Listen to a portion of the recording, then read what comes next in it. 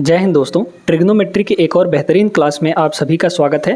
Trigonometry का ये last class होने वाला है क्योंकि आज के क्लास में हम लोग सारे के सारे क्वेश्चंस को यहाँ पर कंप्लीट कर लेंगे, जो कि क्वेश्चन नंबर 146 तक इस बुक में दिया गया है। ठीक ना, तो चलिए शुरू करते हैं। यहाँ पे पहला सवाल देखिएगा, बहुत ही बेहतरीन सवाल है। इसको तरीके से करेंगे हम लोग।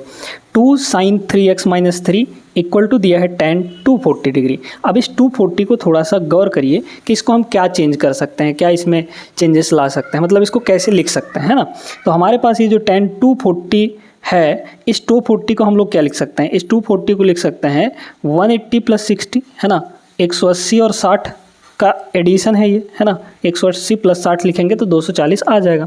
मतलब tan 180 + थीटा है यहाँ पर। अब tan 180 + थीटा क्या होगा, तो पहले देखिए यहाँ पर क्या है आपका लेफ्ट साइड में, ये है आपका 2 sin, है ना, 2 sin 3x - 3 equal to tan 180 + theta की बात अगर करें तो tan 180 + थीटा क्या होता है, 180 प्लस जाएंगे तो थर्ड क्वाड्रेंट में पहुंचेंगे और थर्ड क्वाड्रेंट में tan आपका पॉजिटिव होता है ना।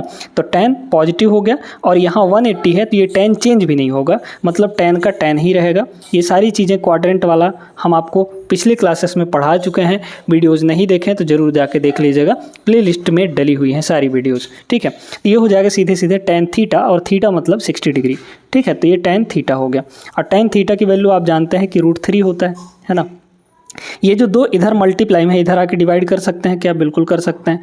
और इधर हो गया आपका बचा क्या, साइन 3x - आपका 3 बचा। ठीक है, अब यहाँ पर कितने डिग्री रखें कि हमारा √3/2 आ जाए साइन की वैल्यू। तो आप सभी जानते हैं कि साइन 60 की वैल्यू जो होती है वो √3/2 होती है। मतलब यहाँ पर इस पूरे के जगह पर 60 डिग्री होना चाहिए, तभी साइन 60 √3/2 आएगा। तो यहाँ पर 3x - 3 की जो वैल्यू होनी चाहिए वो कितनी होनी चाहिए, 60 डिग्री होनी चाहिए। यहाँ से सॉल्व कर लीजिए, ये आपका उधर चला जाएगा, मतलब x की वैल्यू यहाँ से कितनी आ गई, 60 3 63/3 यानी कि 21। तो x की वैल्यू डायरेक्टली यहाँ पर 21 आ गई। समझ में आया सभी को, 21 degree is the right answer, option number A. आगे चलते हैं अगले सवाल पर। चलिए दोस्तों, अगला सवाल देखते हैं। आसान सा सवाल है, बन जाएगा ये। इसमें r sin थीटा की वैल्यू कुछ दी गई है और r cos थीटा की वैल्यू 7√3/2 दिया गया है। आपको r का वैल्यू निकालना है। आप सभी लोग जानते हैं कि जब भी sin square theta + cos square theta 1 होता है ना, तो यहाँ से हम सारी चीज़ें कर सकते हैं। अब सिंपल सी बात है कि यहाँ r sin थीटा है, यहाँ r cos थीटा है, r दोनों में कॉमन है। तो हम लोग को क्या करना है कि स्क्वायर करना है। इसका भी स्क्वायर कर दीजिए, इसका भी स्क्वायर कर दीजिए और दोनों इक्वेशंस को ऐड कर देना है। तो अगर इसका स्क्वायर करेंगे तो r square sine square theta होगा, जाहिर सी बात है ना। क्या हो जाएगा, r square sine square theta. ठीक है, r square sine square theta हो जाएगा, है ना। और इधर वाले इसको लेफ्ट साइड स्क्वायर करके जोड़ेंगे और राइट साइड वालों को स्क्वायर करके जोड़ देंगे। तो यहाँ पे क्या होगा, r square cos square theta होगा। तो r स्क्वायर को ले लो कॉमन, तो यहाँ पे डायरेक्टली बचेगा cos स्क्वायर थीटा। ठीक है, cos स्क्वायर थीटा, और ऐसे ब्रैकेट लगा देना है। अब राइट साइड की बात करते हैं। राइट साइड भी स्क्वायर करके जोड़ना है। 7 का स्क्वायर 49, तो यहाँ पे हो गया 49/2 और प्लस इधर इसका स्क्वायर करेंगे तो देखिए 7 का स्क्वायर तो कितना हो जाएगा 49, √3 का स्क्वायर 3, तो 49 का 3 से गुणा करिए कितना हो जाएगा, 147 हो जाएगा, है ना, 147। ठीक है, इतना हो गया। डिवाइड बाई इसका स्क्वायर करेंगे तो ये होगा 4, यहाँ पर भी स्क्वायर होगा। ठीक है, यहाँ पर भी आपका स्क्वायर हो के आएगा ना, तो मतलब यहाँ भी 4 हो जाएगा। क्लियर है अभी। अब देखिए, तो ये वैल्यू होती है 1 के बराबर, मतलब r स्क्वायर की जो वैल्यू है वो कितनी आ गई, यहाँ पर देख लीजिए 4 डिनोमिनेटर में है, ऊपर वालों को जोड़ दीजिए तो 9 7 16, मतलब कितना आ जाएगा, 9 7 16 और 196 आ जाएगा। ठीक है, तो ऊपर हो गया आपका 196 डिवाइड बाई 4। ठीक है, अब r की वैल्यू यहाँ से कितनी आ जाएगी, सीधे सीधे देखिए, आप चाहें तो इसको 4 से काट सकते हैं, कितना हो जाएगा, 4 चौक 16, है ना, 4 चौक 16, बचा आपका 3, तो 4 नहीं हो 36, मतलब 49 आ गया। तो r स्क्वायर की वैल्यू अगर 49 है तो r की वैल्यू उधर ले जाके रूट लगा देंगे, मतलब ये आ जाएगा 7। तो 7 इस सवाल का correct answer, option number D. सभी को समझ में आ गया होगा। वीडियो आगे बढ़ने से पहले लाइक कर दीजिए और अगले सवाल पे चलते हैं। अगला सवाल ये रहा दोस्तों, अच्छा सवाल है, बहुत बेहतरीन सवाल है। इसमें आपको सोचना पड़ेगा कुछ चीज़ें, ठीक है। बेसिक से लगाएंगे तो टाइम लगेगा, बिल्कुल टाइम लगेगा, क्योंकि इसमें कैलकुलेशन बहुत ज़्यादा होने वाली है ना। आपको साइन ए कॉस बी की वैल्यू 1/4 दिया गया है, साथ में 3 tan a बराबर tan b दिया गया है, कॉट स्क्वायर a की वैल्यू फाइंड करनी है। अगर हमको a कहीं से मिल जाए तब तो हमारा काम हो जाएगा, है ना। तो a और b की कुछ ऐसी वैल्यू लीजिए ताकि ये भी इक्वेशन सेटिस्फाई हो जाए और ये भी इक्वेशन सेटिस्फाई हो जाना चाहिए, ठीक है। तो हम लोग यहाँ पर देख पाएंगे कि यहाँ पर 1/4 है। 1/4 क्या है? 1/2 इंटू 1/2। मतलब अगर यहाँ पर कुछ ऐसे है ना, यहाँ पर साइन ए और कॉस बी, ठीक है, ये किसके बराबर है? 1/4 के बराबर है। मतलब हम इसको ऐसे लिख सकते हैं क्या? 1/2 इंटू 1/2 लिख सकते हैं, बिल्कुल लिखा जा सकता है। अब यहाँ पर साइन की वैल्यू 1/2 लानी है, तो यहाँ पर a की वैल्यू कितनी रखनी पड़ेगी? आप जानते हैं कि साइन 30 डिग्री 1/2 होता है, और कॉस b की वैल्यू 1/2 लानी है, तो b की वैल्यू कितनी रखनी पड़ेगी? यहाँ पर b की वैल्यू यहाँ पर 60 डिग्री, कॉस 60 की वैल्यू 1/2 होती है।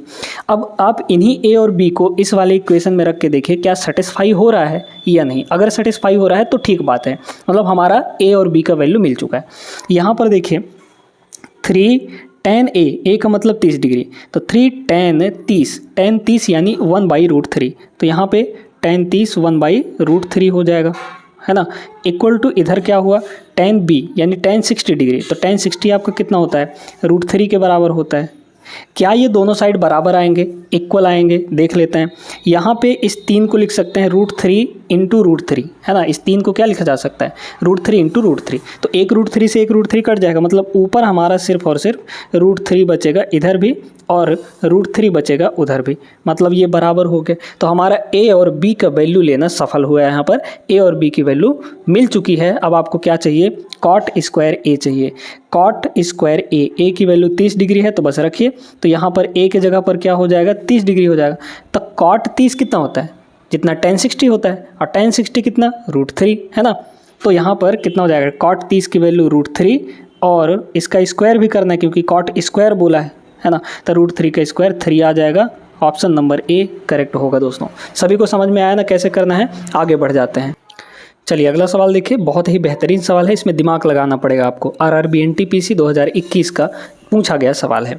आपको tan a plus tan b की वैल्यू p दे रखी है, cot a plus cot b की वैल्यू q दे रखी है, तो cot a प्लस b की वैल्यू फाइंड करनी है। कैसे करेंगे? सुनते जाइए। यहाँ पर इस tan a को भी और tan b को भी कॉट के फॉर्म में बदल लीजिए, तो tan a क्या होता है? 1/cot a हो जाता है ना। तो यहाँ पे क्या लिखेंगे? 1/cot a, ठीक है, ये 1/cot a, प्लस यहाँ पर 1/cot b, ठीक है, 1/cot b इक्वल टू इसकी वैल्यू कितनी है? p के बराबर। तो यहाँ से अगर हम लोग सॉल्व करेंगे तो कितना हो जाएगा? cot a cot b उधर, और मतलब यहाँ cot b यहाँ cot a, ठीक है। तो cot a प्लस b ऊपर बना, मतलब cot a plus cot b ऊपर बना, और cot a plus cot b की, चलिए कर देते हैं यहाँ पर, है ना। इसको ऊपर गुणा करेंगे तो क्या होगा? ये हो जाएगा cot b, है ना, प्लस cot a को ऊपर गुणा करेंगे तो ये हो जाएगा cot a, और डिवाइड में क्या होगा? cot a cot b, है ना, cot a इंटू यहाँ पर cot b हो जाएगा। इक्वल टू ये किसके बराबर है? p के बराबर है ना। किसके बराबर है? p के बराबर है। यहाँ तक बात क्लियर हो गई। तो अब देखिए ऊपर वाले की वैल्यू तो आपको पता है, cot a plus cot b कितना है? q के बराबर, तो ये हो गया आपका q, है ना। तो यहाँ हो गया q, और p को इधर ले आइए, मतलब हमारे पास जो cot a और cot b मल्टीप्लाई में इनकी वैल्यू क्या आ गई? ऊपर था q, है ना, ऊपर था यहाँ पर q, और डिवाइड बाई नीचे आएगा p, इतनी हो गई। अब आपको cot a प्लस b का फार्मूला लगा देना है, आपका आंसर आ जाएगा। cot a प्लस b का फार्मूला क्या होता है?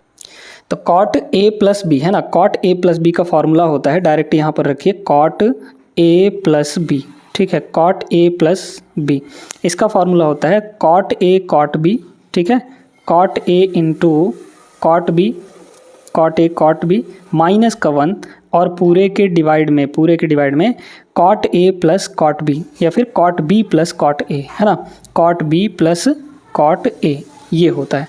अब सभी की वैल्यू रख दीजिए क्योंकि सबकी वैल्यू अब आपको पता है ना। यहाँ पे कितना हो जाएगा? cot a cot b की वैल्यू q बाई p है, तो यहाँ पे हो गया q डिवाइड बाई p, और माइनस 1 और पूरे डिवाइड में cot B plus cot A. Cot B plus cot A कितना था, cot A plus cot B कहिए या फिर cot B plus cot A कहिए, ये क्यू के बराबर था। तो यहाँ पर क्या हो जाएगा, क्यू हो जाएगा आपका। अब यहाँ पर देखिए ऊपर क्या होगा, पी इधर मल्टीप्लाई होगा 1 के साथ, तो ऊपर हो गया आपका क्यू माइनस पी, और नीचे डिवाइड में कितना हो जाएगा, पी नीचे आ जाएगा, तो मतलब पी क्यू हो जाएगा। ठीक है, पी क्यू हो जाएगा। तो Q minus P divide by P Q इसका करेक्ट आंसर होगा, जो कि ऑप्शन नंबर बी में है, इज़ द राइट आंसर। सभी को समझ में आया, आगे चलते हैं। अगला सवाल देखिए, ये सवाल आपके बेसिक कॉन्सेप्ट पर बेस्ड है। कैसे, देखें, आपको बोला है किसी त्रिभुज में ए बी सी में, ये बताइए दोस्तों कि एक त्रिभुज में तीनों कोणों का योग कितना होता है, 180 डिग्री होता है। तो अगर ए प्लस बी प्लस सी मतलब तीनों एंगल, ठीक है, ए प्लस बी प्लस सी, अगर ये 180 डिग्री के बराबर होता है, कितना, 180 डिग्री के बराबर, कभी भी हमेशा ध्यान रखिएगा कि जब भी a plus B plus C 180 degree के बराबर होगा तो tan a plus tan b plus tan c का डायरेक्ट वैल्यू हो जाता है क्या, tan a tan b tan c, यानी ऑप्शन सी इसका करेक्ट आंसर हो जाएगा। कब होगा ये, जब ये कंडीशन फॉलो होना चाहिए। ठीक है, यानी a प्लस बी प्लस सी की वैल्यू 180 डिग्री होनी चाहिए, तभी ये आपका सेटिस्फाई होगा। यानी tan a plus tan b plus tan c बराबर हो जाता है tan a tan b tan c के। क्लियर है सभी को, आगे बढ़ते हैं। आइए अगले सवाल पे। अब इस सवाल में थोड़ा सा एक बात समझते हैं कि भाई चक्रीय चतुर्भुज क्या होता है ना, साइक्लिक क्वाड्रिलेटरल ये क्या होता है। ये होता है दोस्तों कि अगर चक्रीय चतुर्भुज बोला है, ठीक है, चक्रीय चतुर्भुज अगर बोल दिया तो ऐसा समझिए कि इसके आमने सामने वाले जो एंगल होंगे उनका सम 180 डिग्री के बराबर होगा। मतलब a प्लस सी 180 डिग्री और b प्लस डी 180 डिग्री के बराबर होगा। ठीक है भाई, अगर चतुर्भुज बनाएंगे तो a b c d ऐसे करेंगे ना, तो आमने सामने के जो कोण हैं वो आपके 180 डिग्री के बराबर होंगे, उनका सम बराबर होगा। ठीक है, 180 डिग्री के। तो अब यहाँ पर देखिए कि भाई आपके पास a और c का जो सम है, क्योंकि चक्रीय चतुर्भुज बोला है तो a और c का जो सम है वो किसके बराबर है, वो है आपका 180 डिग्री के बराबर। क्लियर है यहाँ तक। अच्छा, इसी तरीके से जो b और d का सम है वो कितना है, ये भी तो आमने सामने के एंगल हैं, तो b और d ये भी 180 डिग्री के बराबर है। ठीक है, अब इससे होगा क्या, इससे फ़ायदा बहुत होगा यहाँ पर। तो आपको यहाँ पर क्या करना है ना, यहाँ से c की वैल्यू निकाल लीजिए। c का वैल्यू कितना हो जाएगा, 180 माइनस a। तो अब cos c की वैल्यू निकालिए। ठीक है, cos c की वैल्यू अगर हम लोग निकाल लें तो कितना होगा, cos c हो जाएगा, cos c की वैल्यू बताइए कितना होगा, 180 माइनस a हो जाएगा। ठीक है, तो 180 माइनस a यहाँ पर हो जाएगा। अब 180 माइनस a, 180 माइनस यानी कि सेकंड क्वाड्रेंट में cos नेगेटिव होता है, तो पहले लगाइए नेगेटिव, और यहाँ पर 180 दिया है तो ये चेंज भी नहीं होगा, मतलब cos ही रहेगा। तो ये हो गया cos और थीटा मतलब a, तो मतलब cos c की वैल्यू माइनस cos a के बराबर है। ठीक है, सभी को समझ में आ गया। अगर इसका स्क्वायर कर दें तो, क्योंकि cos स्क्वायर c की हमको ज़रूरत है ना, तो दोनों साइड अगर हम लोग स्क्वायर कर दें तो इसका स्क्वायर करेंगे, क्योंकि नेगेटिव वैल्यू है तो नेगेटिव वैल्यू का स्क्वायर पॉजिटिव आ जाता है। मतलब cos स्क्वायर c की जो वैल्यू है वो आपका आ गया cos स्क्वायर a के बराबर। क्लियर है यहाँ तक। अब आइए देखिए, इसको देखिए, अब cos d को भी आप लोग cos b के फॉर्म में चेंज कर लीजिए। cos d कितना हो जाएगा बताइए तो, cos d है ना, ये हो जाएगा इक्वल cos d की वैल्यू बताइए, यहाँ से कितना होगा, b उधर चला जाएगा, यानी 180 माइनस b हो जाएगा, 180 माइनस b हो जाएगा। और इसी तरीके से ये भी आपका हो जाएगा माइनस cos थीटा यानी कि b डिग्री। ठीक है, अब यहाँ पर cos स्क्वायर अगर d निकालें, cos स्क्वायर d तो कितना होगा, इधर भी स्क्वायर कर देंगे, यानी कि ये हो जाएगा पॉजिटिव का cos स्क्वायर b। समझ में आया। अब इसमें वैल्यू पुट करना है, cos a को cos a ही रहने दीजिए, तो ये हो गया cos स्क्वायर a। ठीक है, फिर माइनस cos स्क्वायर b को भी ऐसे ही रहने दीजिए, तो ये हो गया cos स्क्वायर b, और माइनस यहाँ पे cos स्क्वायर c की जगह पर cos स्क्वायर a लिख सकते हैं, तो यहाँ पे हो गया cos स्क्वायर a, और प्लस आपका क्या दिया है cos स्क्वायर d, तो cos स्क्वायर d की वैल्यू कितनी है, cos स्क्वायर b के बराबर है। ठीक है, तो यहाँ पे cos स्क्वायर d की जगह पर क्या लिख सकते हैं, cos स्क्वायर b लिख सकते हैं हम लोग, ये हो गया cos स्क्वायर b। अब सब कुछ तो कट गया भाई, ये पॉजिटिव का है, ये नेगेटिव का उतना ही, ये पॉजिटिव का, ये नेगेटिव का उतना ही, सब मिला जुला कर कितना आ गया, सीधे 0 आ गया। तो 0 इस सवाल का करेक्ट आंसर होगा, ऑप्शन नंबर बी। आगे चलें। अब ये सवाल देखिए दोस्तों, बहुत ही बेहतरीन सवाल है। अगर आपको कुछ फॉर्मूले याद हैं तो इस सवाल को आसानी से लगा सकते हैं। जैसे यहाँ पर बोला है cos A cos B minus sign A sine B. अब आपको अगर फार्मूला याद है तो आप सीधे बता सकते हैं कि ये फार्मूला किसका होता है, कॉस ए प्लस बी का होता है ना। तो हमेशा ध्यान रखना है cos A cos B minus sign A sine B, ये फार्मूला होता है कॉस ए प्लस बी का। किसका? कॉस ए प्लस बी का। ठीक है, कॉस ए प्लस बी का। समझ में आ गया? अब यहाँ पर देखिए इसको बड़े गौर से। इसमें एक चीज़ और बोला कि ए और बी जो हैं ये संपूरक कोण है। संपूरक कोण का मतलब क्या हुआ कि ऐसे दो एंगल जिनका सम 180 डिग्री के बराबर होता है वो संपूरक कोण कहलाते हैं। मतलब a प्लस बी की जो वैल्यू है वो कितनी है, 180 डिग्री के बराबर, है ना। संपूरक कोण वही होते हैं जिनका सम 180 डिग्री के बराबर हो। किसके बराबर? 180 डिग्री के बराबर।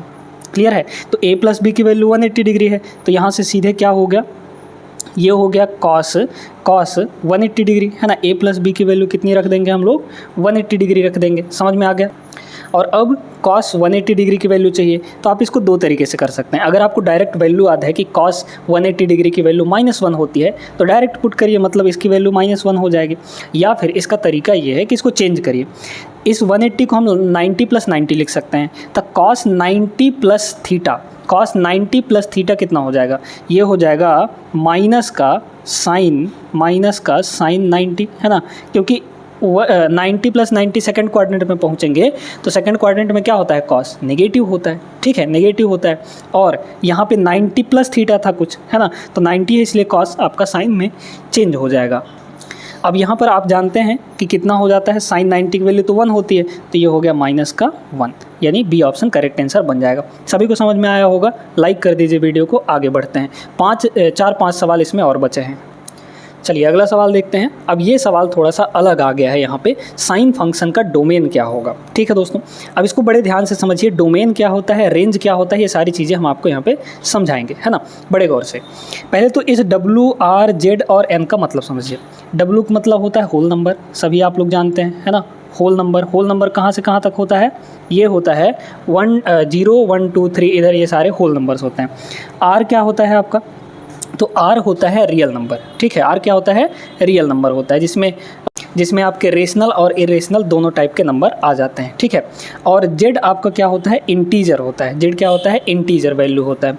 और N आपका नेचुरल नंबर होता है, यानी प्राकृतिक संख्याएं होती। ठीक है, आपको क्या बोला, साइन x मतलब साइन फंक्शन। तो मान लीजिए कि हमारे पास यहाँ पर साइन x है। ठीक है, और इसको हम किसी और फंक्शन के बराबर मान लेते हैं, y के बराबर। तो y = हमारे पास साइन x है। अब यहाँ पर ये जो साइन x है, मतलब ये जो x की वैल्यू है, ये आपकी होती है डोमेन। ठीक है, तो ये जो x है यहाँ पर साइन के साथ लगा हुआ है, इसकी जो वैल्यू है, मतलब इसकी क्या क्या वैल्यू हो सकती हैं, वो हमारा होता है डोमेन। समझ में आ गया? तो इस x की वैल्यू तो हम कुछ भी रख सकते हैं, रियल नंबर में कुछ भी रख सकते हैं भाई। एक अगर नंबर लाइन हम लोग देखें तो नंबर लाइन क्या होता है, नंबर लाइन कुछ ऐसे होता है। ठीक है, ये यहाँ पर कुछ इस टाइप से, बीच में जहाँ पर 0 होता है और इधर 1, 2, 3, 4, 5 इधर माइनस वाले नेगेटिव नंबर होते हैं।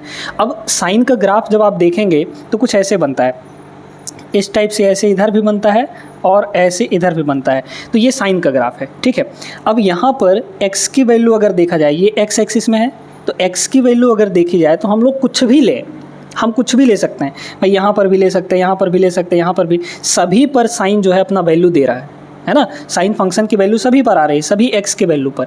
तो डोमेन आपका क्या हो जाएगा, यहाँ पर एक रियल नंबर हो जाएगा, क्योंकि ये लाइन क्या कहलाता है, रियल नंबर लाइन कहलाता है ना, रियल नंबर लाइन कहलाता है।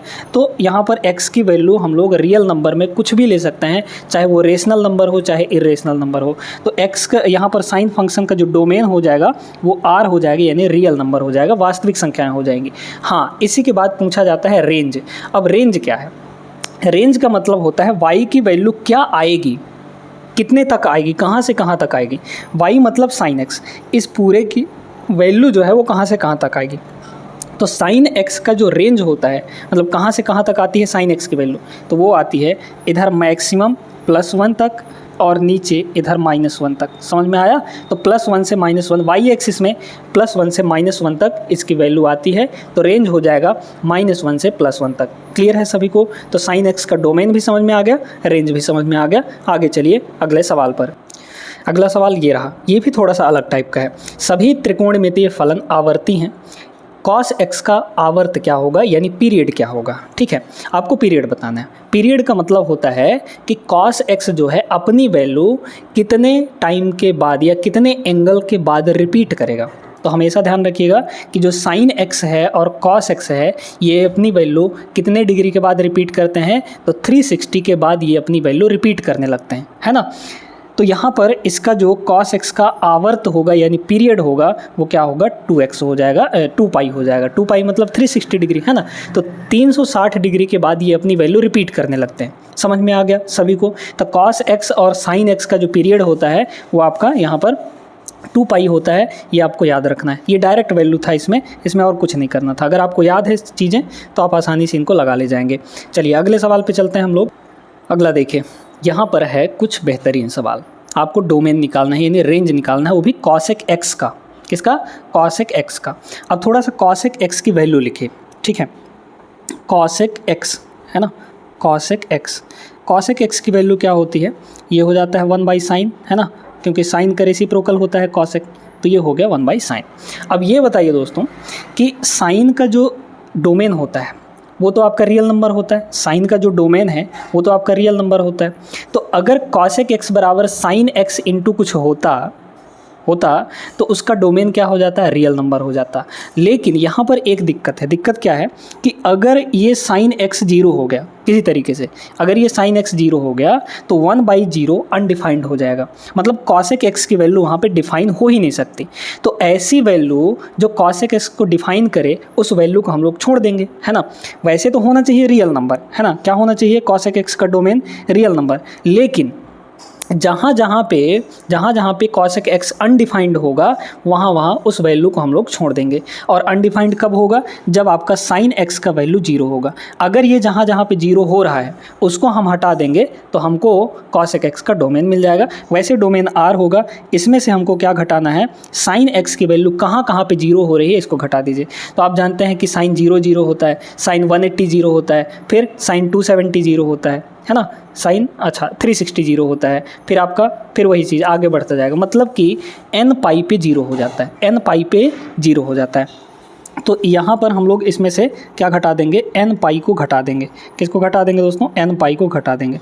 n पाई और साथ में l भी दिया है तो l को भी रख लीजिए, क्या दिक्कत है ना।